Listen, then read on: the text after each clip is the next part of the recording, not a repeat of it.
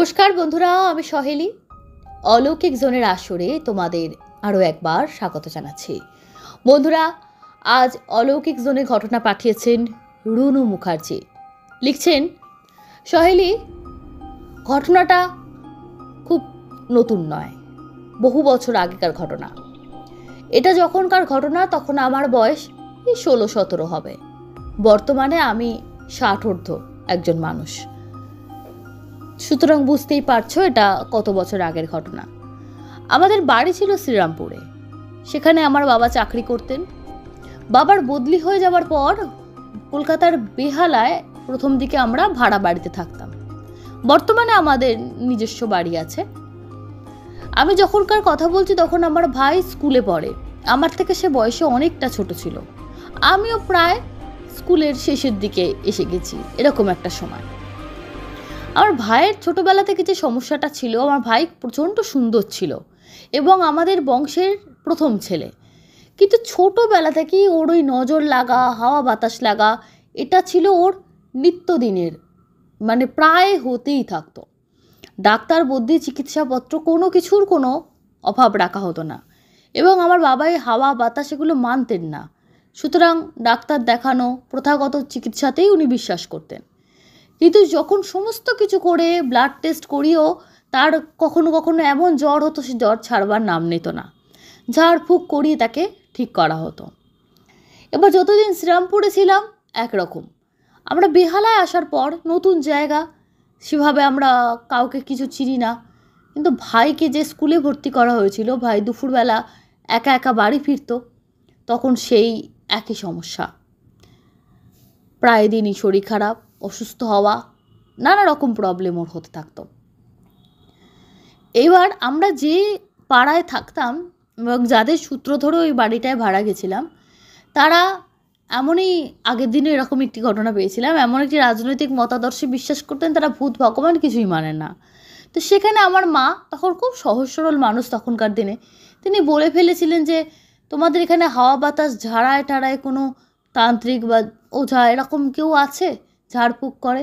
তারা শুনে প্রচণ্ড হো হো করে হেসে, কি আপনি বৌদি পাগল আছেন, এইসব বিশ্বাস করেন আপনি? আজকের যুগে ডাক্তার দেখান, জ্বর হচ্ছে, এ হচ্ছে, ছেলেটা দুর্বল, ইমিউনিটির অভাব, তাই বারবার অসুস্থ হয়। তো মা পড়েছিলেন খুব লজ্জায়। সত্যিই তো, এরকম না বুঝে শুনে ভাবে কথা বলা শহরের লোক উচিত হয়নি। যাই হোক, মা কোনো রকমে কথাটা করে ঠিক আছে দেখছি। যে ডাক্তারবাবুকে দেখানো হতো উনি তখন বেহালা বা ওই অঞ্চলের খুব নামি ডাক্তার। তার চিকিৎসাতে এমন হয়েছে হসপিটালে যাওয়া বড় বড় রুগীও ভালো হয়ে গেছে। তো সেই মানুষ, তিনিও যখন চিকিৎসা করলেন তা আমার ভাইকে, সমস্ত টেস্ট করে তিনিও রোগের কুল কিনারা করতে পারছিলেন না। যতবারই যা হতো উনি ওষুধ পাল্টে দিতেন, কিন্তু ওই জ্বর কমে কিন্তু পুরোপুরি ছাড়ে না। আর ছেলে যেন বিছানায় মিশে গেছে, কিছু খেতে চায় না, এরকম অবস্থা।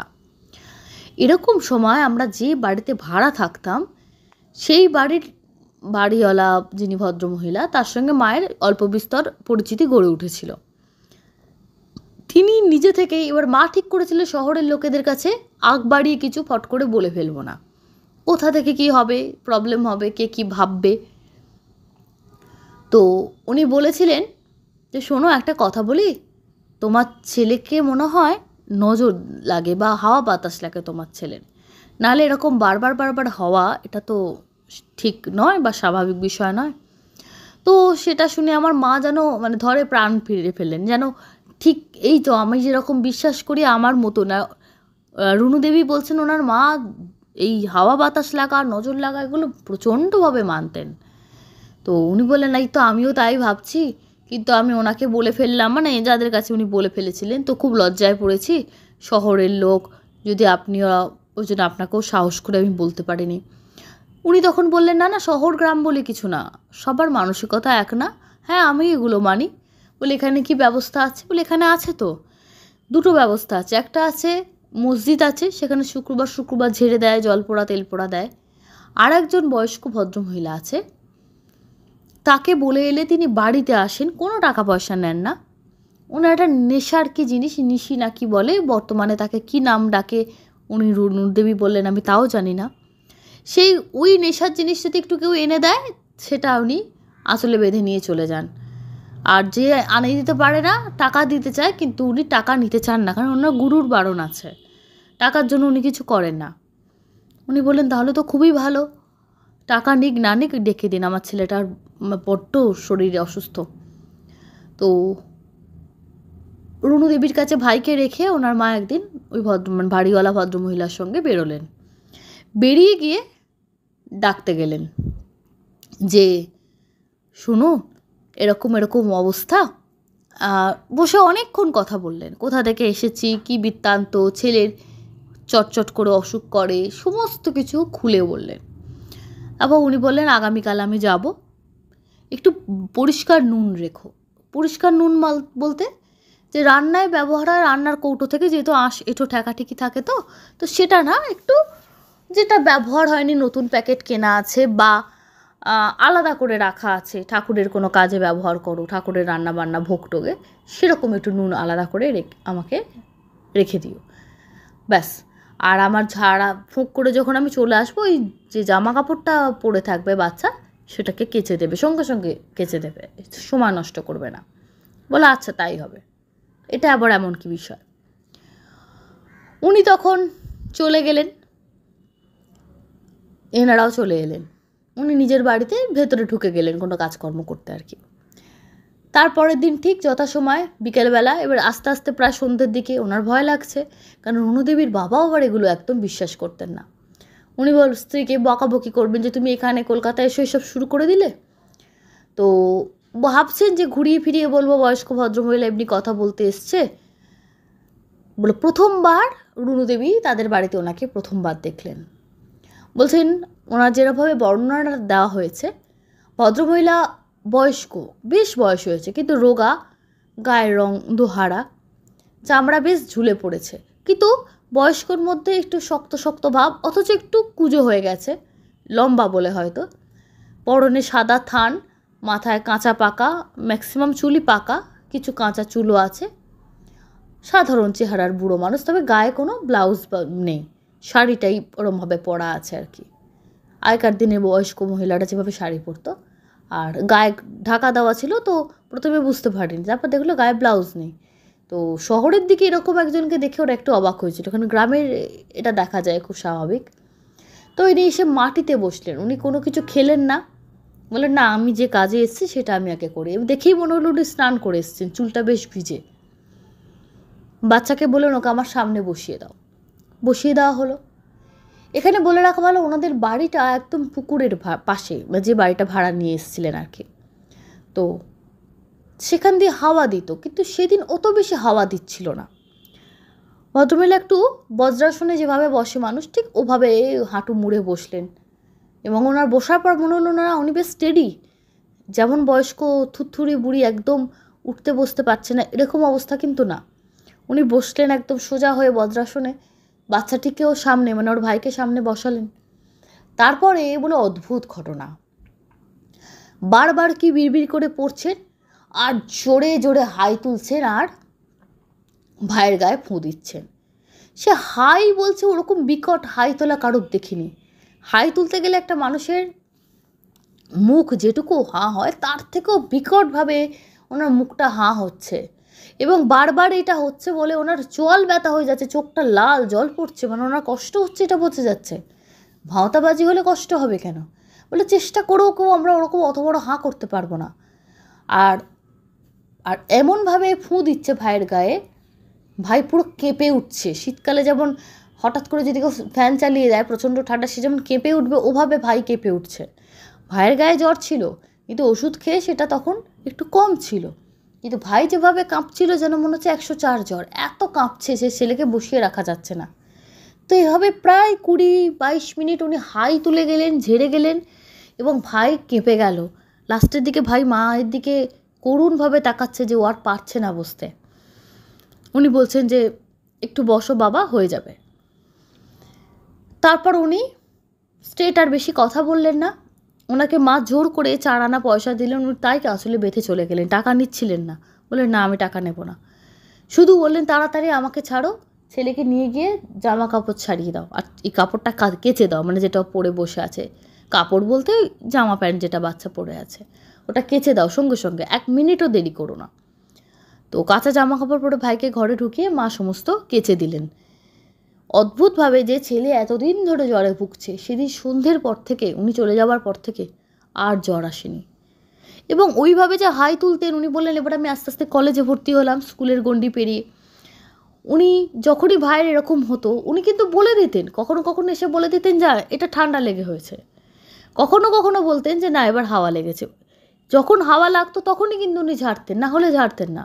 এবং ওনাদের সঙ্গে এত সুন্দর পরিচিতি হয়ে গেছিল, উনি যখন রাস্তা দিয়ে যাতায়াত করতেন মায়ের ব্যবহারে ওনার এত ভালো লেগেছিল, মাঝে মাঝে এমনি এসে বসে 1 কাপ চা খেয়ে গল্প করে যেতেন, কিছু চাইতে বা কোনো স্বার্থে না, এমনি বসে 2-4 মিনিট বসে বলে এখানে যাচ্ছিলাম তোমাদের সঙ্গে দেখা করে গেলাম, কথাবার্তা বলে উনি চলে যেতেন। মা জোর করে একটু ফল দিতেন, মিষ্টি দিতেন, উনি নিতে চাইতেন না, যে না আমি কিচ্ছু নেব না, এভাবে যদি দিতে চাও তাহলে কিন্তু তোমার বাড়ি আসবো না, ঠিক এভাবে কথা বলতেন। সুতরাং কেউ যদি ভাবে উনি ভণ্ড বা ভাঁওতাবাজি করে পয়সা রোজগার করতেন, সেটাও তো খাটে না, উনি তো কিছুই নিতে চাইতেন না।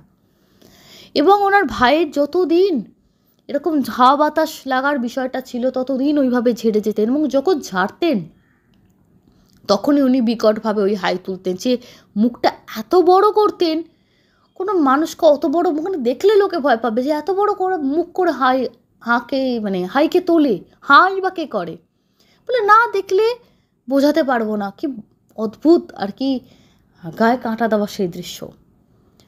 আরও বলেছেন যে উনি মাকে বলেছিলেন তুমি তো বাউনের ঘর, পৈতের পরে দেখবে তোমার ছেলের আর এটা থাকবে না। তো যথাসময়ে ভাইয়ের পৈতে হলো, তখন ভাই বেশ অনেকটা বড় হয়ে গেছে। পৈতে দেওয়ার পর সত্যি সত্যি ভাইয়ের আর ওরকম হাওয়া বাতাস লাগা হতো না। এবং তারপরে আস্তে আস্তে উনি বললেন আমারও বিয়ে হয়ে গেল, আমি অন্য জায়গায় চলে এলাম, মায়েরও সংসারে কাজের চাপে, আর ভাইয়েরও যেহেতু হাওয়া বাতাস লাগতো না, প্লাস ওনারা তখন অন্য নতুন বাড়ি করে চলে এসেছেন, ওই ভাড়া বাড়িতে আর নেই। তো ওনার সঙ্গে দূরত্ব আরও বেড়ে গেল, কারণ বেহালা তো ছোটো একটা জায়গা না।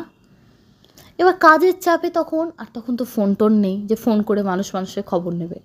উনি বলতেন আমার অত যাওয়া হতো না, ওনার মায়ের তো হতোই না, তার জন্য অনেকটা গ্যাপ পড়ে গেছিল।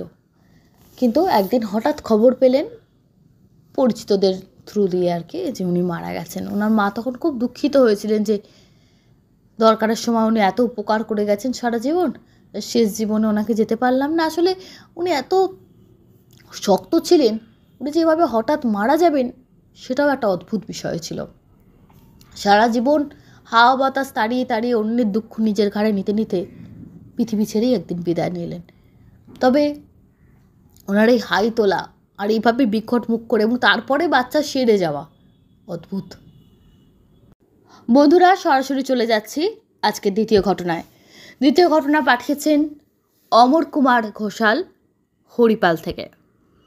উনি বলছেন ঘটনাটা আজ থেকে প্রায় 15-16 বছর আগেকার ঘটনা। কিছু কিছু ঘটনা এমন একটি পরিবারে ঘটে যায় যেগুলো মানুষ চেষ্টা করে ভুলে যাওয়ার, কিন্তু ভোলা যায় না। সহেলি, আমি তোমার অলৌকিক জোন চ্যানেলটি বহুদিন ধরে শুনছি। আমার জীবনের ঘটনা বলতে ভয়ঙ্কর এটাই, কিন্তু বলতে গিয়েও ইচ্ছা হয়নি। কখনো কখনো কিছু কিছু জিনিস মনে করতেও বিরক্ত লাগে। এটা ছিল তেমন ঘটনা। শৈলী, প্রথমে বলি, আমি থাকি বর্তমানে হরিপালে, কিন্তু আমি যে জায়গায় আগে থাকতাম, আমাদের গ্রাম হুগলিরই একটা গ্রাম, হরিপালেরই কাছাকাছি, কিন্তু কোন জায়গায় এক্স্যাক্টলি আমি নামটা নিচ্ছি না। সেখানে বর্তমানে আমার দাদা, বৌদি, তার ছেলে মেয়ে নিয়ে সুখে আছেন। ঘটনাটা যেহেতু আমার দাদাকে নিয়ে, তাই আমি গ্রামের নামটা বললাম না, কারণ আমাদের গ্রামে এই ঘটনা প্রত্যেকে জানে কি হয়েছিল দাদার সঙ্গে। তখন আমি সবে কলেজ পাশ করেছি। আমার দাদা তখন বিয়ে করবে আর কি, বিয়ের চিন্তাভাবনা বাড়ি থেকে করা হচ্ছে। 15-16 বছর আগের ঘটনা বললাম। তখন আমি বলবো না যে খুব বহু যুগ আগেকার ঘটনা এটা, কিন্তু তবুও আমাদের বাড়িতে হাতে হাতে ফোন এই বিষয়টা ছিল না। ল্যান্ড ফোন আমাদের বাড়িতে ছিল, আমাদের গ্রামে অনেকের বাড়িতে ছিল। তো ল্যান্ড ফোনটাই তখন সবাই বেশি ব্যবহার করতো, আমি যে সময়কার কথা বলছি। হয়তো আমি 15-16 বছরের আরও বেশি হয়ে গেছে, হিসেব করে যদি 2025 থেকে হিসেব করা হয়। উনি বলছেন দাদার বিয়ে হয়েছিল কলকাতায়। আমাদের একজন ঘটক, তিনি গ্রামে সবারই অনেকের বিয়ে দিয়েছেন, আমাদের আত্মীয়দের মধ্যে অনেকের তার সূত্রপাতে বিয়ে হয়েছে। কিন্তু আমার দাদার বিয়েটায় ঘটে গেল ঘটনা। বিয়ে হলো দক্ষিণ কলকাতায়। বৌদি যিনি ছিলেন ওই সময়, তিনি দক্ষিণ কলকাতার খুব একজন সম্ভ্রান্ত বাড়ির মেয়ে এবং বলা চলে অতি আধুনিকা। ছোটতেই তার মা মারা গেছে, বাবা দ্বিতীয়বার বিয়ে করেছিলেন, সৎ মা ভাই বোনদের সঙ্গে উনি বড় হয়েছেন। কিন্তু সৎ মা বলতে আমাদের চোখে যেটা ভেসে ওঠে সেরকম না। তিনি একটু নিজের নিয়ে থাকতেন, শহরের আধুনিক লোক। ওই প্রথম পক্ষে সন্তানকে দিয়ে কাজ করাবো, তাকে পড়তে দেবো না, এই ব্যাপারটা ছিল না। এখানকার সমস্যা ছিল আলাদা। তিনি তার সন্তানদের নিয়ে ব্যস্ত থাকতেন, প্রথম পক্ষে সন্তানের দিকে অত তিনি নজরও দেননি। এবং আমার বৌদি যিনি ছিল অত্যন্ত তেজির জেদি, তিনি কারোর কথা শুনতেনও না। ন্যাচারালি সৎ মায়ের কথা শুনবে না, সেটা খুবই স্বাভাবিক। বাবা যেটুকু যা বলতেন তারপর তার নিজের মতন থাকতো। এছাড়া ঠাকুমার পিসিদের প্রশ্রয়ে সে প্রচণ্ড বেয়ারা হয়ে গেছিল। তার বাকি যে সৎ দুই ভাই বোন তারা অত্যন্ত ভালো, তিনি কিন্তু লাগাম ছাড়া বেপরোয়া। ড্রাইভ করতে জানতেন, ড্রাইভিং লাইসেন্স ছিল আজ থেকে অত বছর আগে। তিনি আজকে যেটা আমরা ফেসবুক বা ইউটিউবের চক্করে দেখি রাত বিরেতে বেরিয়ে যাওয়া বন্ধুদের সঙ্গে, ওই যে সময়কার কথা বলছি, তখন কলকাতা শহরে হয়তো ছিল, কিন্তু আমাদের আমরা যে গ্রামের দিকে থাকতাম আমরা এখানে ভাবতে পারতাম না। রাত্রিবেলা বন্ধুদের সঙ্গে বেরিয়ে যায়, হঠাৎ করে বেরিয়ে গেলাম একটা ধাবা থেকে চা খেয়ে এলাম। আমি কোনো কিছুকে খারাপ বা ভালো বলছি না, কিন্তু এই স্বাধীনতারই উনি দুর্ব্যবহার করেছিলেন। কিন্তু ওনার বাবা ভেবেছিলেন যে মেয়ের এমন জায়গায় বিয়ে দেব একটু গ্রাম সাইডে, তাহলে মেয়ের যে সঙ্গী সাথী তাদের নিয়ে ওনার বাবার প্রবলেম ছিল যে সঙ্গী সাথীগুলোর জন্য আমার মেয়ে বেয়ারা হয়ে যাচ্ছে বা কথা শুনছে না, অবাধ্য হচ্ছে।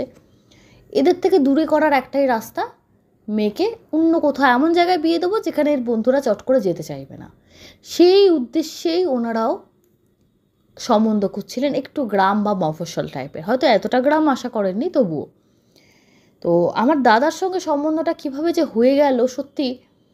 তারপরে তারা আমাদের এই গ্রামে যখন দেখতে এলেন, আমাদের গ্রামের পরিবেশ এই শুনশান রাস্তাঘাট, মাঠের পর মাঠ, ক্ষেত, এত নির্মল পরিবেশ, এত পরিষ্কার পরিচ্ছন্ন চতুর্দিক, এই দেখে ওনাদের প্রচণ্ড ভালো লেগে গেল।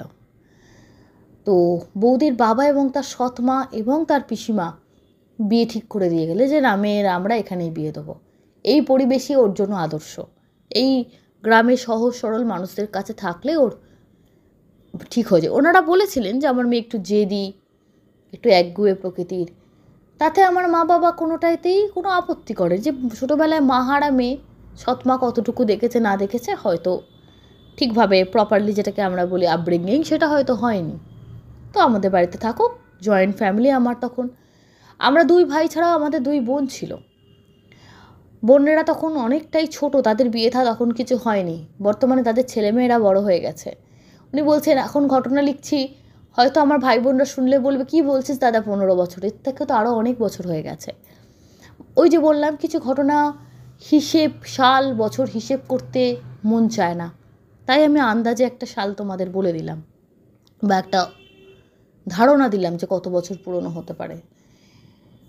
তারপরে সেই বৌদি, তিনি বৌদি হয়ে আমাদের বাড়িতে বিয়ে হয়ে এলেন। পরবর্তীকালে বিয়ের দিন রাত্রিবেলায় আমরা বরযাত্রী গিয়ে জানতে পারলাম বৌদির খুব একটা বিয়েতে মত নেই। কীভাবে জানলাম? না, বিয়ের রাত্রে আমরা যারা বাসর ঘরে গেছি, বৌদির সেই অতি আধুনিক বন্ধুবান্ধব তারা দাদার সঙ্গে যেভাবে কথা বলছিল, দাদা ঠিক ওদের সঙ্গে ওই স্মার্ট, ওই ফ্লুয়েন্টলি ইংলিশ বলা, ওই ব্যাপারটা দাদা পারছিলেন না। আমার দাদাও সরকারি চাকরি করতেন, বর্তমানেও করেন, কিন্তু তাদের যে সফিস্টিকেটেড যে বিষয়টা, সেটার সঙ্গে দাদা একদম বেমানান। তো তারা দাদাকে নিয়ে খুব মানে তামাশা করা শুরু করে। এ তামাশা কিন্তু বরযাত্রীতে বরকে নিয়ে যে আনন্দ করা হয় সে আনন্দ না, এটা অনেকটা মানুষকে ছোট করা। এবং তার এক বন্ধু, তিনি এতই মুখ কাটা ছিলেন, তিনি একবার নন বেঙ্গলি ছিলেন, তিনি মুখের সামনে বলেই দিলেন হিন্দিতে বৌদিকে যে তুই আর ছেলে খুঁজে পেলি না, এই গেঁয়ো ভূতটাকে বিয়ে করলি।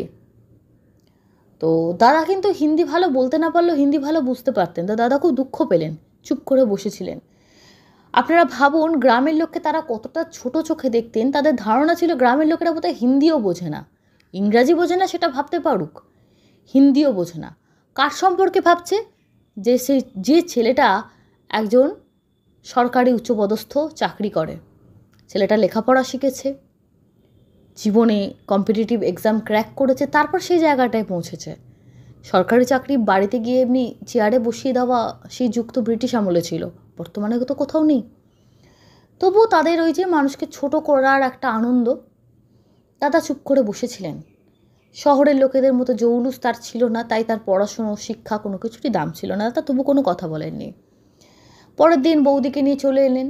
তো বৌদির মনে তারা ঢুকিয়ে দিল সেই রাত্রেই, বৌদিকে আলাদা নিয়ে গেল ঘর থেকে বাইরে, কী যে বুঝিয়েছিল আমরা কেউ জানি না। তো এই বিষয়গুলো আবার আমার বোনেরা আরও ভালো বলেছিল, যে তারা আরও শুনতে পেয়েছিল। বৌদিকে তারা বোঝাচ্ছে যে ওখানে তুই থাকতে পারবি না, ছেলেকে দেখেই বোঝা যাচ্ছে পরিবার কত গ্রাম্য বা গেঁয়ো টাইপের হবে, তোর বাবা সৎমা তোকে একটা বাজে জায়গায় বিয়ে দিল। তো বৌদির কোনো রেসপন্স সেই রাতে আমরা কিছু বুঝতে পারিনি। তারপর বৌদি বাড়ি এলেন। আমাদের বাড়িতে যেই আশীর্বাদ শুরু হলো, বরকনে ঢুকেছে, কেউ এগিয়ে যাচ্ছে বৌদিকে বালা পড়াতে, কেউ আশীর্বাদ করে হার। বৌদি না কাউকে নমস্কার করছেন, না কারোর দিকে তাকাচ্ছেন, এবং না হাত বাড়িয়ে কোনো কিছু পড়তে চাইছেন, এবং মিষ্টি খাওয়াতে গেলে মুখ ঘুরিয়ে নিচ্ছেন। প্রত্যেকে বুঝতে পারল যে তার এই বিয়েতে মত ছিল না, তার আচার আচরণ সব কিছু বলে দিচ্ছিল আর কি। প্রচণ্ড খারাপ লাগলো আমাদের বাড়ির সবার, আত্মীয় স্বজনরা কানাকানি করছিল আমাদের সামনে, হয়তো কেউ বললো না, আমরাও বেশ একটু অপ্রস্তুত। আমার মা এত ভালো মানুষ ছিলেন, বর্তমানে মা বাবা কেউই নেই আমাদের আর, তিনি পুরো বিষয়টাকে চাপা দেওয়ার জন্য বলছিলেন ও তো শহরের মেয়ে, আমাদের গ্রামের লোকেদের আচার আচরণ একটু নতুনত্ব লাগছে, এতটা অতি আধুনিক পরিবেশে মানুষ হয়েছে, রাত্রিবেলা গাড়ি চালিয়ে এদিক ওদিক চলে যায়, বেড়াতে যায়, নিজের মতো জীবনযাপন করে, তার পক্ষে আমাদের এই গ্রামের লোক আমাদের কথাবার্তা হয়তো তার মানতে অসুবিধা হচ্ছে, এতে এত খারাপ ভাবার কিছু হয়নি, বৌমা আস্তে আস্তে আমাদের সঙ্গে মানিয়ে নেবে, মেয়ে মানুষ তো ঠিক মানিয়ে নেবে। তো মা সবাইকে আরও বললেন যে তার ছোটো থেকে মা নেই, সৎ মা অতটাও দেখেননি, আর তারা শহরের লোক যে যার নিজের নিয়ে থাকে। কিন্তু লোকেদের মনের মধ্যে সবাই বলল যে না, মনে হয় তোমার ছেলের বিয়েটা ঠিক হলো না, ভালো হলেই ভালো, কিন্তু যদি বৌমা চেঞ্জ না হয় তাহলে কিন্তু পরে মুশকিল হবে। আমার সেই লাজুক দাদা, তিনিও বৌদিকে অনেকভাবে চেষ্টা করছিলেন বাড়িতে কমফোর্টেবল ফিল করানোর, যে মেয়েদের সঙ্গে জীবনে কথা বলতে স্বচ্ছন্দ না, তিনিও চেষ্টা করছিলেন তার সঙ্গে কথা বলে কি লাগবে না লাগবে, কারণ উনি বুঝেছেন বৌদি খুব আধুনিকা, উনি যদি বউকে দেখে লজ্জা পান সে তো আরও হাসাহাসির বিষয় হবে। বৌদি দাদার সঙ্গে, দাদা ডান দিকে বসলে বৌদি বাঁ দিকে বসেন, এরকমই পরিস্থিতি আমাদের বাড়িতে চলছিল।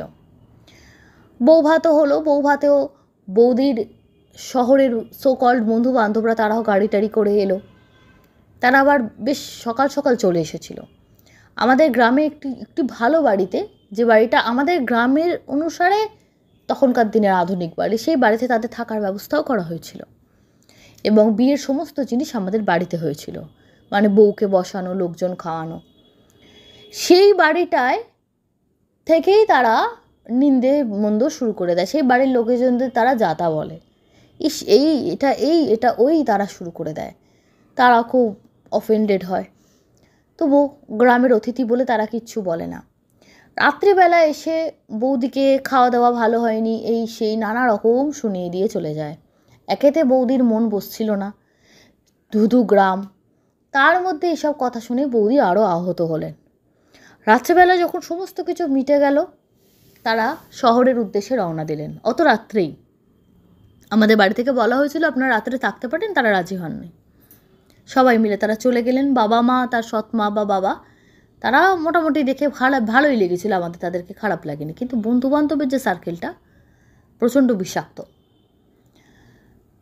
আত্মীয় স্বজনরা পেছনে কি বলেছে না বলেছে জানা নেই। আর আমাদের বাড়ি থেকে কোনো কিছু গোপন ছিল না। আমাদের এই গ্রামের বাড়ি, আমরা গ্রামের লোক, আমাদের এই আছে এই নেই সব বলে আমরা বিয়েতে এগিয়েছিলাম। তারাও সব জেনে শুনে মেয়ের বিয়ে দিয়েছেন। বিয়ের বৌভাতের দিন রাত্রেই বৌদি কান্নাকাটি শুরু করেন যে আমার বাড়িতে খবর পাঠানো হোক, আমাদের বাড়িতে। বলে তোমার বাড়ির লোক তো সবে গেছে, কিভাবে এত রাত্রে খবর পাঠানো হবে? না, খবর পাঠানো হোক, আমি চলে যাব। বলে সেটা দেখতে ভালো লাগে না। তো মা বাবা অনেক রাত অবধি তাকে বোঝালেন, তাকে বোঝাতে বোঝাতেই রাত্রি 3টে 3:30 বেজে গেল। তারপর সবাই শুতে গেল। বললো তুমি কদিন থাকো, দিরাগমনে যাবে তখন না কদিন থেকে আসবে, মাঝে মাঝে এখানে থাকলে কিছুদিন, ওখানে থাকলে এই করতে করতে তোমার মন বসে যাবে। আমাদের বাড়িতে 2.5 দিনে বউ যাবার নিয়ম, আমাদের বাড়ির প্রথা, পূর্বপুরুষদের। 2.5 দিনের মাথায় যখন দাদা বৌদিকে নিয়ে গেলেন, বৌদি তার যাবতীয় জিনিস নিয়ে চলে যাচ্ছিলেন। দেখেই বোঝা যাচ্ছিল যে বৌদিটা ফিরে আসার ইচ্ছা নেই। বৌদি তার অপছন্দ, তাখানে খাওয়া দাওয়া কোনো কিছুই তার ভালো লাগছিল না। প্লাস সব থেকে বৌদি মাকে বললেন যে আমি শাড়ি পরে থাকতে পারবো না, আমি এগুলোতে স্বচ্ছন্দ নই। তিনি কিছু বাড়িতে পরা কিছু একটু ছেলেদের, আমরা তখন ভাবতাম এগুলো ছেলেদের পোশাক, প্যান্ট জামা, ওগুলো পরে উনি বসে রইলেন। তো মা বললেন তো বাড়ির বৌমা তুমি ছেলেদের মতো পোশাক পরেছো কেন? মেয়েদেরও তো কোনো আরামদায়ক পোশাক হতে পারে, সেটা পরো। তো তার নমুনাতে তিনি এমন পোশাক পরলেন, তাতে আবার মা বললেন অসন্তোষ। আর আমাদের তখন জয়েন্ট ফ্যামিলি, প্রচুর লোকজন। প্রত্যেকটা মুহূর্তে সব জ্ঞাতি গোষ্ঠীরা বোঝাচ্ছিল আমার মাকে যে এই মেয়েকে এনে কত ভুল করেছো, এবার তোমরা কি করবে করো। তারপর যখন দাদা বৌদিকে নিয়ে গেলেন বাপের বাড়িতে, তার বাড়িতে সমস্ত অনুষ্ঠান হওয়ার পর সেই রাত তো দাদা থাকলেন, তখন আমরা কোনো খবর পাইনি। পরের দিন দাদা চলে এলেন। আমরা জানতাম বৌদি কদিন থাকবে, কিন্তু দাদা এসে শুকনো মুখে বললেন, বৌদি স্পষ্ট জানিয়ে দিয়েছেন তিনি আর আসবেন না। তো বাড়ি থেকে আমরা গেলাম, তারপরে তাকে আনার চেষ্টা করলাম, তিনি এলেন না। তার বাড়ির লোকও তাকে বোঝালো। 15 দিন বাদে বৌদি জিনিসপত্র দিয়ে তার বাবা এবং তাদের ড্রাইভার বৌদিকে দিয়ে গেলেন এবং বললেন, আমাদেরকে বলে গেলেন যে দেখুন আমার মেয়ে খারাপ না, যত নষ্টের গোড়া হচ্ছে ওর ওই বন্ধুবান্ধব, ওদের থেকে দূর করব বলেই আমি বিয়ে দিয়েছিলাম। তখন আমার বাবা বলেছিলেন যে বন্ধুবান্ধবের উপর যখন আপনার মেয়ের এত বেশি ডিপেন্ডেন্ট, তাহলে বিয়ে করার আগে তাদের সঙ্গে পরামর্শ করে এগোতে পারতো, প্রথম কথা। দ্বিতীয় কথা, আপনি যখন জানেন আপনার মেয়ের বন্ধুবান্ধব ভালো না, এতদিন তাদের সঙ্গে মিশতে বা দিয়েছেন কেন? তাতেও তো তাহলে তার ক্ষতি হয়েছে। ওনার বাবা বললেন আমাদের এত সময় ছিল না, যখন জানতে পারলাম যে ওর প্রচুর বন্ধুবান্ধবদের সমস্যা, তখন থেকে আমি বিয়ে দেওয়ার চেষ্টা করতে শুরু করে দিলাম। এর মধ্যে বলে রাখি অনেক কিছু বিষয় ছিল যেগুলো আমাদেরকে জানানো হয়নি। যেমন বৌদি যখন কলেজে পড়তেন, কলকাতার খুব নামি একটি গার্লস কলেজে, দক্ষিণ কলকাতারই, সেখানে পড়াকালীন ওখানেই লোকালি একটি ছেলের সঙ্গে, কি ছেলে কোথাকার বাড়ি এত কিছু আমরা জানি না, তার এমন ভালোবাসা হয়েছিল। সে ছেলেটা আবার গরিব ছিল, সেও কলকাতার ছেলে। তো তাকে সেই সুন্দর ছেলেটির সঙ্গে বৌদি খাওয়া দাওয়া ঘোরাফেরা সবই করেছেন। ছেলেটি যখন তাকে বলেছে যে তুমি আমাকে কথা দাও বিয়ে করবে বলে, তখন ছেলেটিকে বৌদি বলেছিল না, বিয়ে করব না। সেটা আমরা অনেক পরে জেনেছিলাম। তাতে কি হয়, ছেলেটি মনের দুঃখে আত্মহত্যা করে। এবং সে ছেলেটি ছিল মা বাবার একমাত্র ছেলে।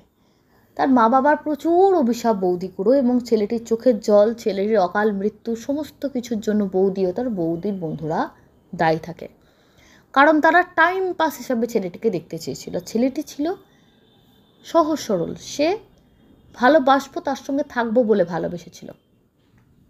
তো এত কিছু কিন্তু বৌদির বাড়ি থেকেও আমাদের বিয়ের আগে জানানো হয়নি, তাহলে তো বিয়েটাই হতো না। 15 দিন বাদে যখন বৌদি এলেন, তিনি আসার 1.5 দিনের মাথায় তার বন্ধুবান্ধব দলবল নিয়ে চলে এলো আমাদের বাড়িতে। নাকি গ্রাম দেখবে, বিয়ের সময় গ্রামটা ভালো করে এক্সপ্লোর করেনি, এক্সপ্লোর করতে তারা চলে এসেছে। আমার মা বুঝতে পারলেন যে এই ছেলে মেয়েগুলো একে শান্তিতে সংসার করতে দেবে না। আর তাদের পোশাক আশাকের কথা নাই বা বললাম, বর্তমানে হয়তো বলতে গেলে আমাকে সবাই সেকেলে বলে, কিন্তু আজ থেকে অত বছর আগে গ্রামের দেশে তারা যে পোশাকগুলো নির্বাচন করে গিয়েছিল, দক্ষিণ কলকাতার একটা পশ এরিয়ার লোকজন আর আমাদের এই প্রত্যন্ত গ্রামের মানুষদের মানসিকতা, জীবনযাত্রা অনেক তফাৎ বন্ধুরা। তো গ্রামের সবাই তাদের পোশাক আশাক চলন বলন নিয়ে প্রচণ্ড নিন্দে বান্দা শুরু করে দিয়েছিল। আমরা কান পাততে পারছিলাম না। তারপর আমাদের বাড়িতে তাদের বিভিন্ন অসুবিধা হচ্ছিল। তারপরও আমার মা বাবা চেষ্টা করছিলেন তাদেরকে কমফোর্টেবল ফিল করানোর জন্য, যা সম্ভব আমরা চেষ্টা করেছি। কিছুতেই তাদেরকে আমরা সুখী করতে পারিনি। তারপরও তারা কিন্তু চলে যাচ্ছিলেন না। তারা প্রতিটা মুহূর্তে তাদের অসুবিধা, আপনারা এটা খান, আপনারা এইভাবে ঘুমান, আপনাদের এই আছে ওই আছে করছিল। এতটা কেন বড় কথাটা বলছি একটু বাদে বন্ধুরা বুঝতে পারবেন আপনারা। এবার একদিন আসলে তারা এসেছিল প্ল্যান করে বৌদিকে নিয়ে এক রাত্রিবেলা বেরিয়ে চলে যাবে। তাদের টিমটা ছিল 6 জনের। 6 জনের মধ্যে 3 জন অলরেডি দুদিনের কষ্টের পর, মানে আমাদের বাড়িতে তাদের যা অসুবিধা হচ্ছিল তারা চলে গেছিলো, বলেছিল আমাদের পক্ষে সম্ভব না। তারা যে গাড়িটা করে এসেছিল তারা ড্রাইভার নিয়ে বেরিয়ে চলে গেল, রয়ে গেল 3 জন। সেই 3 জনকে নিয়ে এবার বৌদি যে প্যাকিং শুরু করেছেন, বৌদি যে চলে যাবেন, যেটুকু যা জিনিস পড়েছিল সেটা নিতে যে 15 দিন বাদে এসেছেন, এটা যে পুরোটা আইওয়াজ তার এই ফিরে আসাটা, সেটা আমরা বুঝতে পারিনি। গয়নাগাটি সমস্ত কিছু প্যাকিং করে বৌদি রাত্রির 3টের সময়, এটা আমার না, এটা তাদের মুখের কথা, কিভাবে জানলাম সেটা আমরা পরে জানাচ্ছি, রাত 3টের সময় বৌদিকে নিয়ে তারা রওনা দেয়। এখানে বলে রাখি, বৌদির সঙ্গে দাদার এত মনোমালিন্য হতো, এত অশান্তি হতো, বৌদি দাদাকে সহ্য করতে পারতো না। দাদাও বৌদির আচার আচরণ কিছুতেই মেনে নিতে পারতো না। এবং পরবর্তীকালে জেনেছিলাম বৌদির বন্ধুরা আমাদের গ্রামে খোলা মাঠে বসে রাত্রেবেলা ড্রিঙ্কও করেছে, মানে তারা সঙ্গে করে ক্যারি করেছিল, তাদের গাড়িতে ছিল মদের সামগ্রী যাবতীয় সব কিছু নিয়ে। তার জন্যে গ্রামে আরও বেশি নিন্দে বান্ধা হয় আর কি। এবং বৌদি তাদের সঙ্গে জয়েন করেছিল সেখানে মাঠের মধ্যে আগুন জ্বালিয়ে, তারা যেন মনে হচ্ছে কোনো জায়গায় দূরে কোনো পিকনিক করতে গেছে। তো এই রকম অশ্লীল অশালীন পরিবেশের মধ্যে ছেলে মেয়েরাও উদ্যম নাচানাচি এসব চলেছে কদিন ধরে আমাদের ওখানে। তারপর রাত 2:30-3টের সময় তারা কখন প্রোগ্রাম করে যে আমরা আর থাকবো না, তোকে নিয়ে এবার বেরিয়ে চলে যাব, মানে তারা এসেছিল ওকে নিয়ে যাওয়ার জন্য। গাড়িতে করে যখন তারা যাচ্ছে সেই সময় হঠাৎ তারা দেখে রাস্তায়, আমাদের রাস্তা 2-3টে গ্রাম মানে নিশুতি, কুকুরও ছাড়া কিচ্ছু দেখতে পাবেন না। আর মাঝে মাঝে তখন ছিল শিয়ালের আওয়াজ পাওয়া যেত, বর্তমানে আর শিয়ালের আওয়াজ আপনারা পাবেন না।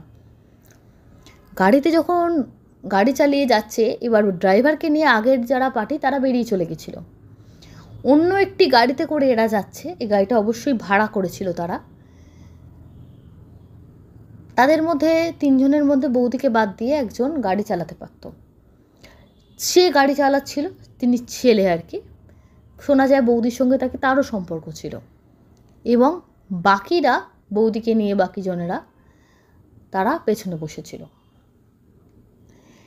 এবার ওরা যখন গাড়ি চালিয়ে চলে যাচ্ছে অত রাত্রিবেলা, কীভাবে বেরোলো কি করলো সে কথায় আর ডিটেলে গেলাম না, আপনাদের বোর ফিল হবে। আমাদের গ্রামে একটা অশ্বত্থ গাছ ছিল, আমরা বহু বছর ছোটো থেকে শুনতাম, ভাবতাম গল্প কথা। রাস্তায় যেতে গেলে অশ্বত্থ গাছ আজও আছে, শুনতাম অশ্বত্থ গাছে ভূত আছে। এবার ছোটোবেলায় তখন বিশ্বাস করতাম, সেন্স হবার পরেও জানতাম যে এগুলো গুজব, এগুলো সত্যি কথা না, এগুলো কি করে হয়। বাদুড় ঝুলতে আমরা দেখেছি সন্ধ্যাবেলা, কিন্তু ভূত প্রেতটা আর বিশ্বাস করতাম না। তারা যখন ওখান থেকে যাচ্ছে ওই অশ্বত্থ গাছের সামনেটা এসে তারা দেখে ওই গাছটা থেকে ছপ করে কিছু একটা যেন পড়লো। কেউ বললো যে গাছ থেকে বড় ডাল বা পাতা হয়তো খসে পড়েছে, মানে ডাল শুদ্ধ পাতা, ওই যে ছপ আওয়াজ হলো। ঠিক গাছটাকে ক্রস করে যখন ওরা বেরিয়ে যাবে তখন দেখছে একটা সাদা কাপড় পরা বিশাল লম্বা লোক, মাথাটা টাক, মানে তার চুল নেই বোঝা যাচ্ছে, পাগুলো একদম লম্বা লম্বা, ধুতি কাপড় পরে আছে, গায়েও একটা সাদা কাপড় জড়ানো। সেই যেন রন পায়ে যেভাবে লোকেরা মেলায় হাঁটে ঠিক ওইভাবে হেঁটে যাচ্ছে। তারা প্রথমে ভূত বিশ্বাস করেনি, তারা ভেবেছে গ্রাম দেশে যে বিভিন্ন মেলায় রন পা নিয়ে হাঁটে টাটে এগুলো আমরা দেখতে পাই, এরা হয়তো ওই কমিউনিটিরই কেউ হবে, তারা হয়তো রাত্রিবেলায় নিশুতি রাত্রে হয়তো প্র্যাকটিস করে, ওরা এটাই ভেবেছে। তারা হয়তো প্র্যাকটিস করে, পরবর্তীকালে এরাই হয়তো মেলায় গিয়ে ওরকম খেলা টেলা দেখায়। তারপর কিছুটা এগিয়ে যাবার পর যখন লাইটটা পড়ছে, তখন খেয়াল করছে লাঠি নেই বা সে কিছুতে ধরে নেই, সাপোর্ট দিয়ে নেই, শুধুই তার পা। তখন তারা প্রচণ্ড ভয় পেয়ে যায়। ভয় পেয়ে গিয়ে গাড়ির স্টিয়ারিংটা অন্য একটা গাছে লাগে, গাড়িটার অ্যাক্সিডেন্ট হয়। তারা হতাহত হয়, সেন্সলেস হয়ে যায়। পরের দিন আমাদের গ্রামের লোকেরা তাদেরকে নিয়ে যায়, নিয়ে গিয়ে ততদিনে আমাদের বাড়িতেও খবর চলে গেছে। কি বলবো, তারা একটু সুস্থ হতে তারা তাদের বাড়িতে চলে যায় এবং বৌদিকে নিয়ে আমরা চলে আসি। বৌদি তো তখন বেশ লজ্জায় পড়ে গেছেন, কারণ তার বাড়ি থেকে বেরোবার বিষয়টা আমরা জেনে গেছি। অত রাত্রে বাড়ির বউ তিনি বাড়ি থেকে পালিয়ে যাচ্ছিলেন সেটা তখন আমরা জেনে গেছি। ন্যাচারালি এবার আমার বাবা মা প্রশ্ন করেন, কেন তুমি এমন করছো আমাদের সঙ্গে? বৌদি তখন প্রচণ্ড চিৎকার করে বলেন, আমি এই বাড়িতে থাকবো না। আপনাদের এই বাড়িটাও ভূতের বাড়ি, আপনাদের এই গ্রামটাও ভূতের গ্রাম। রাত্রিবেলা আমরা ভূত দেখেছি, এই ভৌতিক জায়গায় আমাদের পক্ষে থাকা সম্ভব না, আমার পক্ষে তো নয়। তখন বৌদি ছেলের সংসার ভেঙে যাবে বলে, আমার মা, তিনি বলেন যে তোমার যদি মনে হয় তুমি এখানে থাকতে পারছো না, আমার ছেলেকে নিয়ে তাহলে শহরে যাও, শহরে তোমরা ঘর করে থাকো। ছেলে সরকারি চাকরি করে, সে শহরে একটা বাড়ি করে থাকুক। বৌদি বললেন, না, আপনার ছেলেকেও আমার পছন্দ না, আমি ওকে দু চক্ষে সহ্য করতে পারি না, ওর সঙ্গে থাকার কথা ভাবতে পারি না। এটা গ্রামে গিয়েও ভূত, ও নিজে একটা আস্ত ভূত।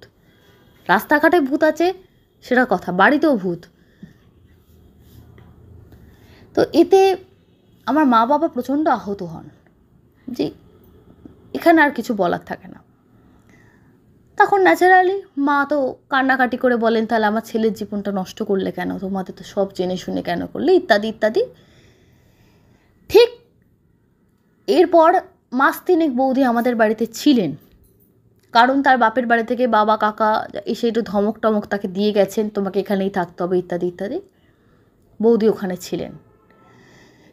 বৌদি যখন দেখলেন যে কোনোভাবেই উনি কিছুতেই সম্পর্কটাকে বেরোতে পারছেন না, তার আরও বড় কারণ তার বাবা, তার পিসিরা, তারা খুব ভালো লোক ছিলেন, তারা চাইছিলেন না যে তার মেয়ে সম্পর্কটা থেকে বেরোক। অথচ এদিকে বৌদি থাকতে চাইছেন না। তো এই রকম অবস্থায় আমাদের এই গ্রামের একটু দূরে, আমাদের গ্রামের থেকে একটু দূরে একটা জায়গায়, পরে এটা আমরা জানতে পেরেছিলাম একজন তান্ত্রিক থাকতেন। বৌদি সেখানে যোগাযোগ করেন, আমাদের বাড়ির কোনো কাজের লোককে মোটা টাকা অফার করে তার সূত্র ধরে বৌদি সেই জায়গাটায় যান, কেন আমাদের এখানকার কিছু তো বৌদি চেনার কথা না। সেখানে গিয়ে তান্ত্রিককে বলেন, আমি বিয়েটা থেকে বেরোতে চাই, এমন একটা কিছু করুন যাতে আমি বেরোতে চাই। তখন তান্ত্রিক বলেন যে দেখুন তো, আপনার যা যা যোগ আছে এতে আপনার বিয়ে ভাঙা কিন্তু স্বাভাবিকভাবে সম্ভব না, আর এই বিয়েটা তো ভালো হয়েছে, আপনি কেন বেরোতে চাইছেন? কাজের লোকটির সঙ্গে তিনি বৌদি গেছিলেন, কাজের লোকটি পুরো জিনিসটা আমাদের পরে জানিয়েছিল। তো তারা বলে যে, বৌদি বলে, না, আমি এই ছেলের সঙ্গে থাকতে পারি না, আমার যোগ্য না, আমার বাড়ির লোক জোর করে বিয়ে দিয়েছে, এখান থেকে বেরোতে চাই। তখন তান্ত্রিক কাজের লোককে দেখে, ইনি কে হন? বলে, ওদের বাড়ি কাজ করে, তবে আমি একে টাকা পয়সা দিয়ে আমার কথা শুনেই চলে, কোনো অসুবিধা হবে না। বলে, ঠিক আছে, এর পরের দিন আমি আপনাকে ডাকবো, আপনি একা আসবেন, এনাকে নিয়ে আসবেন না। বলে, ঠিক আছে। যিনি আমাদের বাড়ি কাজ করতেন ওই সময়, তিনি আসলে বুঝতে পারেননি যে বৌদি এই সব টুকটাক করার জন্য তান্ত্রিককে খুঁজছেন। তিনি ভেবেছিলেন বৌদি হয়তো এমনি সংসারে ঝগড়াঝাটি যেটা হচ্ছে স্বামী স্ত্রী, সেটা হয়তো মিটমাট করার জন্য যাচ্ছেন, তাই তিনি এই তান্ত্রিকের খবর দিয়েছিলেন। তিনি এসে পড়েছেন মহা বিপদে। তিনি সমস্ত জেনে এবার বাড়িতে আমাদের বলতে পারছেন না, তাহলে আমরা রেগে যাব, কেন তুমি নিয়ে গেছো ইত্যাদি ইত্যাদি। তিনি যে বৌদির থেকে টাকা নিতে সেটাও ধরা পড়ে যাবে সে। তো সে বলতে চেয়েও আমাদের কিছু বলতে পারে না। বৌদি এরপর থেকে চীনে গেছিল বলে রিক্সা করে প্রায় নিজেই যেত, এবং বৌদিকে বলেছে প্রচণ্ড স্বাধীনচেতা ছিলেন তিনি। নিজেই কোনো চীনে গেছেন মানে তিনি রিক্সা করে নিজেই বেরিয়ে চলে গেলেন, প্রায় তিনি যেতেন। আমরা জানতাম, বলতেন আমি একটুখানি ঘুরে আসছি গ্রামটা, একাই যেতেন। আমার মা বলতেন ছেলে ছুটি থাকলে রবিবার দিন তুমি যেও, একা একা কী গ্রাম ঘুরবে, তুমি তো কিছু চেনো না। বা আমাকে বলতেন যে দেওরের সঙ্গে যাও, বৌদি বলতেন না না আপনাদের কাউকে আমার ভালো লাগে না, আমি একা যাব। তান্ত্রিক কী করেছিলেন, বৌদির যে প্রেমিক যে মারা গেছিল কোনোভাবে বোধহয় তাকে তন্ত্র করে ডেকেছিল, তাকে এবার দিয়ে বৌদির এই সম্পর্কটা ভাঙানো, কেন প্রেত লাগে এই কাজগুলো করতে, ভাঙানোর চেষ্টা করছিল। বৌদি কিন্তু সেটা বুঝতে পারেনি যে সেই বৌদিকে শুধু তার জীবনের আগে আগে ঘটনা কিছু জানতে চেয়েছিলেন। তখন তার সঙ্গে বৌদি এটাও বলেছিলেন আর একটা গরিবের ছেলে আমাকে এরকম পছন্দ করতো, সে আত্মহত্যা করছে, তাতে আমার দোষ নেই। এবার তার কে কী বৃত্তান্ত সেটা বোধহয় বৌদি তাকে খবর দিয়েছিল। সেই তান্ত্রিক এবার বলল আপনার কাজ হবে, আস্তে আস্তে হবে, একটু টাইম লাগবে। এবার মানুষের মন, মানুষ নিজের কবর নিজে কিভাবে খোঁড়ে এবার আপনারা বুঝতে পারবেন। মাস 6 হবার পর বৌদি আমাদের বাড়িতে আস্তে আস্তে অ্যাডজাস্ট করা শুরু করে দিয়েছিল, এবং আমার যে দাদাকে দুচক্ষে দেখতে পারতো না তার সঙ্গেও কিন্তু আস্তে আস্তে মিলমিশ শুরু হয়ে গেছিল। বাড়িতে যিনি কাজ করতেন সেই দিদি, বর্তমানে তিনিও আর নেই, মারা গেছেন, তখনই অনেক বয়স। তিনি বলেছিলেন আমি মনে মনে একটু শান্তি পেয়েছিলাম, অপরাধ বোধ থেকে মুক্তি পেলুম, যে যাক বাবা তাহলে বৌমার উপকারই করছেন তান্ত্রিক বাবা, সংসারটা জোড়া লাগিয়ে দিচ্ছেন। স্বামী স্ত্রী তাদের বসে একসঙ্গে গল্প করতে দেখেছে, সবাই একসঙ্গে বেড়াতে যেতে দেখেছে, গ্রামের কোনো মেলা হলে, এবং কখনো কখনো আমাদের সঙ্গে গেছে। বৌদির মন বসে গেছিল। তারপর তিনি সন্তান সম্ভবা হলেন, এবং তারপর থেকে ঘটল অদ্ভুত অদ্ভুত কাণ্ড। দাদা সন্ধেবেলা সাইকেল চালিয়ে বাড়ি ফিরতেন, মানে স্টেশন থেকে নেমে, আমাদের গ্রামের, এখন তো দাদা অন্য জায়গায়, বলেইছি সব কিছু পরিবর্তন হয়ে গেছে। দাদা যখন ফিরতেন, দাদা প্রতিদিন অনুভব করতেন একটা অল্প বয়সী ছেলে, তার থেকে হয়তো ছোট কি বড় হবে, যাই হোক তারই বয়সী হয়তো হবে, সে সাইকেল চালিয়ে আসছে প্রতিদিন, অথচ তার পা দুটো নেই। কিন্তু সে গ্রামের ছেলে না, একটা পায়জামা ফরফর করে উঠছে, সাইকেলটা যেন হাওয়ার গতিবেগে চলছে, তার পা দেখা যায় না। প্রতিদিন দাদা ঠিক অশ্বত্থ গাছের ওইখানটায় নির্জন জায়গাটা থেকে তাকে দেখতো, গাছের জায়গাটা কভার হয়ে গেলে তাকে আর দেখা যেত না, এটা নিত্যদিন হতো। দাদা কাউকে কিছু বলতে পারতেন না, দাদা খুব মুখচড়া। তারপর গ্রামের ছেলে, ছোট থেকে ওখানে বড় হয়েছেন, স্কুলে গেছেন, ওখানে কলেজ থেকে আস্তে আস্তে শহর থেকে, কত দেরি হতো দাদার। এখন যদি উনি এতদিন চাকরি করছেন, দাদা যদি বলতেন আমি রাস্তায় রোজ ভূত দেখছি, তাহলে তো জানতেন, এটা বাড়িতে বললে বৌদি জানতে পারবে, সে তো তাহলে আরও অশান্তি শুরু করবে। বৌদি সন্তান সম্ভবা বলে ওই তো বলেছিলাম তোমাদের গ্রামে ভূতে ভর্তি। দাদা চুপ করে গিয়েছিলেন, কিচ্ছু বলতেন না। দাদার শরীর প্রতিদিন সুখ হতে শুরু করেছিল। এরপর দাদা রাত্রিবেলা ফিল করতেন বৌদি অঘরে ঘুমোচ্ছে ঘরের মধ্যে, তারপর খেয়াল করলেন যে ওই লম্বা ছেলেটা ঘরের একটা কোণে চুপ করে বসে আছে মাথা নিচু করে। ডিম লাইটে প্রতিদিন দাদা দেখতেন যে ঘরের দরজার একদম কোণে একটা চেয়ার ছিল, সেখানে যে ছেলেটা বসে আছে। দাদা বলতো যে আমার বাথরুম পেলেও যেতে পারতাম না, সেই ভয় রাত্রে জল খেতাম না, রাত্রে যদি উঠতে হয়, কারণ আমি জানতাম প্রতিদিনও বসে থাকবে। বিজ্ঞান বিভাগে পড়া ছাত্র আমার দাদা, কাউকে না পারতো বলতে, না এগুলোকে সহ্য করতে পারতো। শরীর আস্তে আস্তে দাদার ক্ষীণ হতে শুরু করলো, এবং দাদা প্রচণ্ড অসুস্থ হয়ে গেল। অফিস থেকে ছুটি নিয়ে বাড়িতে শুয়ে রইল। অসুস্থ দাদাকে দেখে বৌদি কিছুদিন সেবা যত্ন করলেন, তারপর সবাই বলল দাদা এইভাবে অসুস্থ, তোমার এখন এই অবস্থায় সংক্রমণ হতে পারে, তুমি কলকাতা চলে যাও এখন। বৌদি যেই কলকাতায় চলে গেলেন, তার ঠিক পরের দিন থেকে আর দাদা ঘরে ওই ছেলেটিকে দেখতে পায় না। দাদা একটু সুস্থ হবার পর দাদা বাড়ির বাইরে এদিক ওদিক ঘুরে বেড়াতো, হাঁটাচলা করতো, কেন হঠাৎ করে দাদার যে কী হয়েছিল, পায়ে হঠাৎ ইনফেকশান হয়ে গেছিল, নকুনির মতো হয়েছিল, ওখান থেকে ইনফেকশান হয়ে পাটা, তার মধ্যে থেকে প্রচণ্ড জ্বর আসছিল, এভাবে দাদা অসুস্থ হয়ে গেছিলো, যেটা আমি বললাম। এবার দাদা দেখলেন আমার যখন শরীর ভালো হয়ে গেছে এবার বউকে নিয়ে আসা হোক, কারণ দাদার ভয় ছিল তার বন্ধু বান্ধব বেশি দিন থাকা মানে আবার তারা কোনো ব্রেন ওয়াশ করবে, এতদিন বাদে সংসারটা জোড়া লেগেছে, আবার না কোনো সমাধান বা প্রবলেম শুরু হয়। দাদা একদিন ফোন করলেন বৌদিকে যে আমি তোমাকে আনতে যাব। বৌদি বললেন আমি এখন যাব না, একেবারে বাচ্চা হওয়ার পর যাব। তবে দাদা গিয়ে কদিন সেখানে বৌদির কাছে 2-3 দিন থেকে এলেন শরীর ভালো হওয়ার পর। সেখানে দেখলেন বৌদির ঘরে অদ্ভুতভাবে সেই ছেলেটা রাত্রিবেলা বসে আছে, যে ছেলেটাকে তিনি নিজের বাড়িতে এতদিন দেখতেন, যে ছেলেটাকে রাস্তায় সাইকেল চালিয়ে যেতে দেখতেন, সে ছেলেটা বৌদির ঘরে বসে আছে। একদিন দেখছে দাদা বৌদির মাথার গোড়ায় সে মুখ নিচু করে যেন বৌদিকে মুখটাকে দেখছে। তার মুখটা অন্ধকারে বোঝা যাচ্ছে না, এত কালো ধূসর মুখ, চোখ নাক কিচ্ছু বোঝা যাচ্ছে না, শুধু ঠিক ভূষো কালি দিয়ে কোনো মানুষ যদি ছবি আঁকে কালো একটা যেমন অবয়ব হয়, ঠিক ওরকম একটা কালো মুখের অবয়ব। সে দেখলে বুকের রক্ত জল হয়ে যাবে। দাদা দেখছেন দাদা পুরো পাথরের মতো শুয়ে আছেন, গা ঠান্ডা হয়ে গেছে দাদার। এই অদ্ভুত দৃশ্য, ঘরের দরজা বন্ধ, অথচ একটা ছেলে বসে থাকতো। দাদা জানতেন এটা কোনো ভৌতিক বিষয়, দাদা চাইছিলেন বাচ্চাটা হয়ে যাবার পর এই বিষয় নিয়ে উনি এগোবেন, কিন্তু ওইভাবে মুখের দিকে ঝুঁকে দেখা টাকা দাদা প্রচণ্ড ভয় পান এবং বৌদিকে বলেন পরের দিন সকালে সমস্ত কিছু চেপে যান যে তুমি আমার সঙ্গে বাড়ি চলো, তুমি আমার সঙ্গে চলো, এখানে তোমাকে থাকতে হবে না। এবার বৌদির এই স্বাধীনচেতা মন হয়তো ভাবে যে দাদা বোধহয় তার উপরে প্রভুত্ব সৃষ্টি করছে। দাদা বৌদির একটু কথা কাটাকাটি হয়, বৌদি বলে আমি এখন যাব না, তুমি চলে যাও। দাদা বলতেও পারছেন না বৌদি শরীরের অবস্থা দেখে, আবার বৌদিকে বোঝাতেও পারছেন না।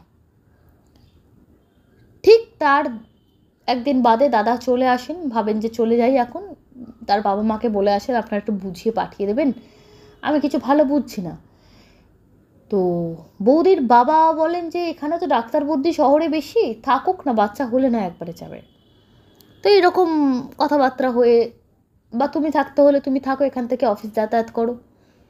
দাদা বলেন না সেটা সম্ভব না, বাপ শ্বশুর বাড়িতে এতদিন ধরে আমার পড়ে থাকা। এইসব বলে দাদা চলে আসেন, মাঝখানে একটা দিন যায়, তারপরের দিন অন্তঃসত্ত্বা অবস্থায় আমার বৌদি গলায় দড়ি দিয়ে আত্মহত্যা করেন। অদ্ভুত ব্যাপার, বৌদি যখন আত্মহত্যা করেন সকালবেলায় যখন পুলিশ আসে শনাক্ত করে, বৌদির বডিটা নিয়ে যায়, কী যে মনের সবার অবস্থা হয়েছিল, কিভাবে একটা অন্তঃসত্ত্বা মেয়ে ওই উঁচু রেলিংয়ের যেখান থেকে পাখা ঝুলছে ওখানে উঠলো, উঠে গলায় দড়ি দিল, ভীষণ রহস্যজনক ব্যাপার। ঘরে একটা টুল অবধি ছিল না, পুলিশরা এসে অবাক হয়ে গেছিল কি করে একজন অন্তঃসত্ত্বা মা ওখানে দড়িটা দিয়ে ওইখান থেকে ঝুলতে পারলো, ঘরে যেখানে একটা টুল অবধি নেই। এবং পুরো বাড়ি সার্চ হয়েছে, এমন নয় যে কেউ ঝুলিয়ে দিয়ে চলে গেছে, সেটা ভাবারও কোনো কারণ নেই, কেন ঘরের দরজা ভেঙে বৌদিকে বার করা হয়েছে। তাতেও যদি শহরের দরজা কেউ ভাবতে পারে যে কেউ বাইরে থেকে ছিটকিনি বা লক করে দিয়েছে, নতুন আধুনিক লক সিস্টেম ছিল বৌদিদের বাড়ির দরজায়, সেটা ভাবারও কোনো কারণ নেই। পুরো বাড়িতে ওই হাইটের টুল কিন্তু কিচ্ছু পাওয়া যায়নি যেটাতে বৌদি তার ওপর দাঁড়িয়ে ওখান থেকে করতে পারেন। অদ্ভুত বিষয়, যে কাপড়টায় গলায় দড়ি দিয়েছেন কাপড়টাও তাদের বাড়ির না, বৌদির নিজের ব্যবহার করা জিনিস না। আরও একটা বিষয়, দাদা যখন মানসিক ভারসাম্য হারিয়েছিলেন আমার দাদা, কিন্তু দাদা একটা জিনিস পরে বলেছিলেন, ওই ঘরে যখন আমি গেলাম ওর বডিটা শোয়ানো আছে, অনেক পরে দাদারা মানে আমরা এই বাড়ি থেকে যাবার পর পুলিশ নিয়ে যায়, যে ছেলেটা বসে থাকতো না, সে যে প্যান্টটা পরে থাকতো চেক চেক সাদার ওপর, যেটা রাত্রে দাদা দেখতো, ওই প্যান্টটা তার গায়ের ফতুয়াটা একটা সাইডে খোলা ছিল, ওটা পড়েছিল একটা সাইডে। ওই পুলিশ কিন্তু ওটাও কিন্তু নিয়ে যায়, পুলিশ কিন্তু ওই ঘরের কোনো জিনিস যেটুকু যা সন্দেহজনক মনে হচ্ছে কোনো কিছু ছাড়েনি। ওই জামাটা এই বাড়ির কারোর হাতের ছাপ বা কোনো কিছু পাওয়া যায়নি, ওটা ওদের কারোরই নয়। পরে বন্ধুদের ওই বৌদির ওই যে বন্ধুরা যাকে বুদ্ধি দিত তারা ওটা শনাক্ত করেছিল এটা ওই ছেলেটার মানে পায়জামা পরতো ওই ছেলেটা, ওই বোকা বোকা ছেলেটা যে দিদি বৌদির জন্য গলায় দড়ি দিয়েছিল, তাকে এই ধরনের পোশাক পরতে তারা অনেকবার দেখেছে, তার বাড়িতেও দেখেছে। সে টুকটাক রাস্তায় ওরকম একটা ঢলঢলে পায়জামা পরে বেরোতো, খুব সহজ সরল ছিল ছেলেটা, তাকে দেখেছে। সেটা এদের বাড়িতে কী করে এলো? কী রহস্যজনক যে মৃত্যু ছিল। দাদা কতদিন মানসিক রোগের ওষুধ খেয়েছেন, শুধু সরকারি চাকরি বলে দাদা চাকরি যায়নি, আপনাদের বোঝাতে পারবো না। বহুদিন বাদে দাদা ভালো হন, এবং আমাদেরই গ্রামের এক খুব ভালো, বর্তমানে যিনি আমার বৌদি, খুব ভালো পরিবারের, তিনি আমার দাদাকে নতুন জীবন দিয়েছেন। দাদার যখন বিয়ে হয়, দাদা তখন কখনো কখনো ভালো থাকেন, কখনো বিগড়ে যায়, এরকম অবস্থা। সেই জায়গা থেকে দাদা আজকে সম্পূর্ণ স্বাভাবিক, তার ছেলে মেয়েরাও বড় বড় হয়ে গেছে। আমি কেন গ্রামের নাম বলিনি, কেন আমাদের ওখানে এই ঘটনার লোকের মুখে মুখে ফেরে। আমার দাদাকে আজ আবার নতুন কেউ এসে কিছু প্রশ্ন করুক সেটা চাই না, পুরনো কথা তুলে দাদাকে ঘা দিক সেটা চাই না। দাদা এইসব ভৌতিক ঘটনা কিছু শোনে না, তাই এখানে ঘটনাটা আমি পাঠালাম। বর্তমানে আমার মা বাবা কেউ নেই, বোনেদেরও বিয়ে হয়ে গেছে, এবং আমি অন্য জায়গায় থাকি, আগেও বলেছি, কিন্তু আমাদের সম্পর্কে কোনো ছেদ হয়নি। দাদা আমাদের বাড়িতে আসেন, আমরাও দাদার কাছে যাই, সব কিছু ঠিকঠাক আছে। কিন্তু ওই যে একজন মানুষের কি বলবো, মঞ্জুরি ছাড়া বা তার স্বীকারোক্তি ছাড়া যে তার বাপের বাড়ির লোকেরা বিয়ে দিয়েছিল, এমন একজন মেয়ের সঙ্গে যে মেয়ে তার জীবনে এত ছেলেকে নাচিয়েছে, তার মধ্যে ওই একটি ছেলে মারা গেছে। পরবর্তীকালে জেনেছিলাম বৌদির পুরুষ বন্ধুর সংখ্যা একটা দুটো না, অগন্তি ছিল। বৌদি অসামান্য সুন্দরীও ছিলেন।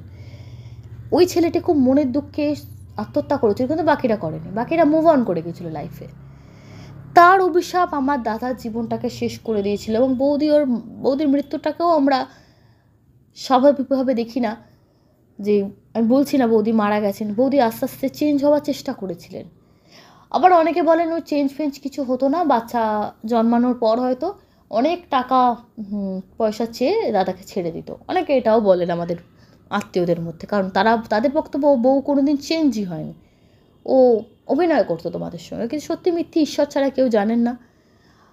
তার মৃত্যুতে আমার দাদাকে এবং আমাদের পরিবারকে কিভাবে শেষ করে দিয়েছিল।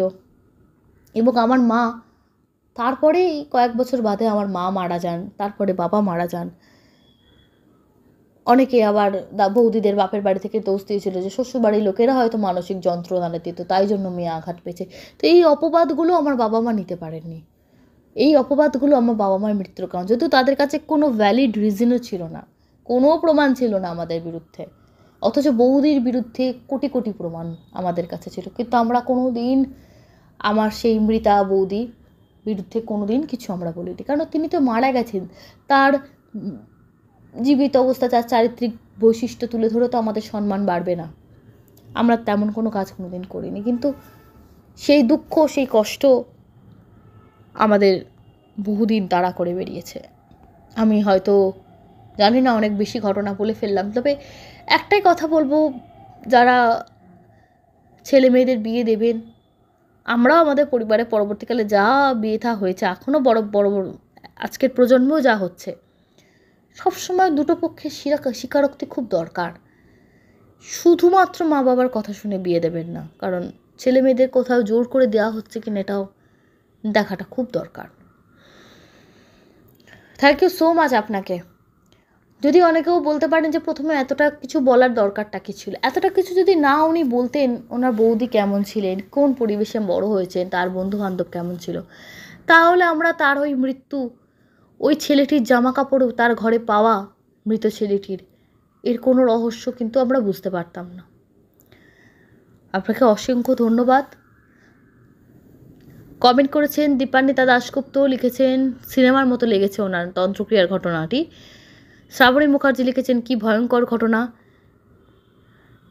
কমেন্ট করেছেন সৌরভী, কমেন্ট করেছেন গীতা গোস্বামী, কমেন্ট করেছেন শ্রাবণী মুখার্জি, কমেন্ট করেছে উর্বশী বসাক, ঋষি দাস, ডলি দে, Sujit Chakraborty, Ruma Mondal, Malina Biswas, Kakoli Roy, Sharmistha Ghosh, Sandipan Kumar, Shampa Chhetri, delightful car rally, Amit Bhattacharya, Swapna Dipa Banerjee, Rudrajit Roy এবং JF92280 লিখেছেন, আমরা পুজোর ছুটিতে ভুটান গেছিলাম, পারতে দেখেছিলাম কিছু, অনেকটাই ছোট ছিলাম তখন।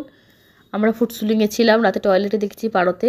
ভুটানের মতো সৌন্দর্য কোথাও দেখিনি, যে পাহাড়ে ভূত থাকবেই, প্রচুর প্রমাণ আমি পেয়েছি। আচ্ছা, ধন্যবাদ। স্বপন রয়, ভালো সত্য ঘটনার এটাই সুপার চ্যানেল, ভালো থেকো Saheli, thank you so much. অভিক788 লিখেছেন, সেকেন্ড ইনসিডেন্ট অসম।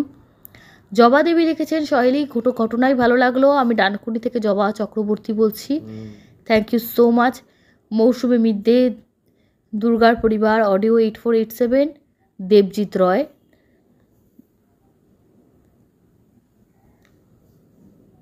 দেবজিৎ রয় বলছেন, মোশাট গ্রামটার সঠিক স্পেলিংটা দিদি একটু লিখে দিও, বাংলা আর ইংলিশ দুটোতে। মোশাট বাংলায় তালবস্য, আর ইংরাজিতে SAT, MOSAT, মোশাট, যদি আমি খুব ভুল না করে থাকি। শ্রাবণী মুখার্জি, বাদল দাস, পিকু চন্দ্র, সুস্মিতা আকুলি, শুভজিৎ মণ্ডল এবং আরও অনেকে, থ্যাংক ইউ সো মাচ। আপনাদের অনেক অনেক ধন্যবাদ এভাবে সঙ্গে থাকার জন্য।